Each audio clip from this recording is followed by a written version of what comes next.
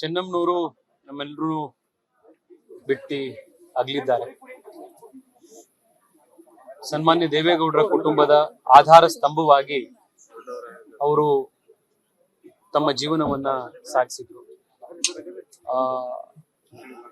ಹಲವಾರು ಬಾರಿ ದೇವೇಗೌಡರನ್ನ ಭೇಟಿ ಮಾಡ್ಲಿಕ್ಕೆ ನಾನು ಮನೆಗೆ ಬಂದಾಗ ದೇವ್ರ ಮನೆ ಎದುರುಗಡೆ ಕೂತ್ಕೊಂಡು ದೇವ್ರ ಪೂಜೆಯಲ್ಲಿ ಹೂ ಕಟ್ತಾನೋ ಅಥವಾ ಯಾವ್ದೋ ಒಂದು ಮಂತ್ರ ಹೇಳ್ತಾನೋ, ದೇವ್ರ ಭಕ್ತಿಯಲ್ಲಿ ಯಾವಾಗ್ಲೂ ತಲ್ಲೀನರಾಗಿರೋರು.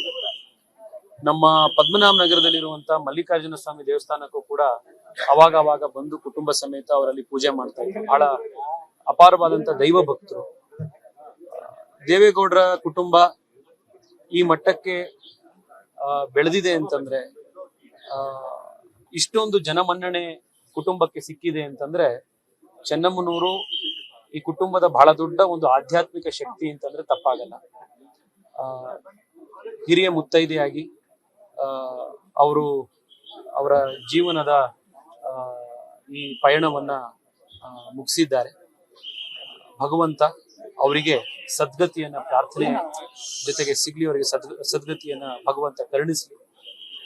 ದೇವೇಗೌಡರ ಕುಟುಂಬಕ್ಕೆ, ದೇವೇಗೌಡರಿಗೆ, ಅವರ ಎಲ್ಲ ಮಕ್ಕಳಿಗೆ, ಆಮೇಲೆ ಅವರ ದೊಡ್ಡ ಕುಟುಂಬ, ಆ ಇಡೀ ಕುಟುಂಬಕ್ಕೆ ಈ ನೋವನ್ನ ಭರಿಸುವಂತ ಶಕ್ತಿ ಭಗವಂತ ನೀಡ್ಲಿ. ಅವರಿಗೆ ಎಲ್ಲ ರೀತಿಯಲ್ಲಿ ಸದ್ಗತಿ ಸಿಗ್ಲಿ ಅಂತ ಪ್ರಾರ್ಥನೆ ಮಾಡ್ತಾರೆ. ಚೆನ್ನಮ್ಮನವರು ನಮ್ಮೆಲ್ಲರೂ ಬಿಟ್ಟು ಅಗಲಿದ್ದಾರೆ.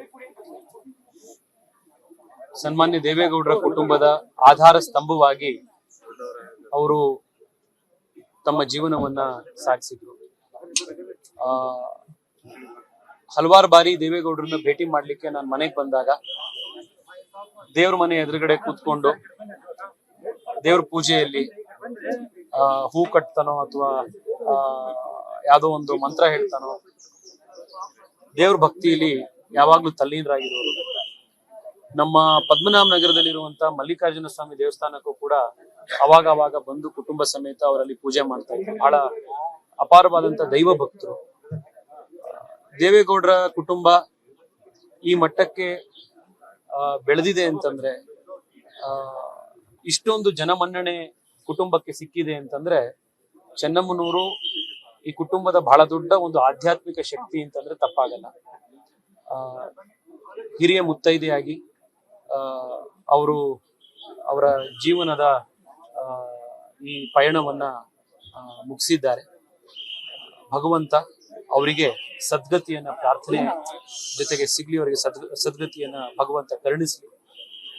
ದೇವೇಗೌಡರ ಕುಟುಂಬಕ್ಕೆ, ದೇವೇಗೌಡರಿಗೆ, ಅವರ ಎಲ್ಲ ಮಕ್ಕಳಿಗೆ, ಆಮೇಲೆ ಅವರ ದೊಡ್ಡ ಕುಟುಂಬ, ಆ ಇಡೀ ಕುಟುಂಬಕ್ಕೆ ಈ ನೋವನ್ನ ಭರಿಸುವಂತ ಶಕ್ತಿ ಭಗವಂತ ನೀಡ್ಲಿ. ಅವರಿಗೆ ಎಲ್ಲ ರೀತಿಯಲ್ಲಿ ಸದ್ಗತಿ ಸಿಗ್ಲಿ ಅಂತ ಪ್ರಾರ್ಥನೆ ಮಾಡ್ತಾರೆ.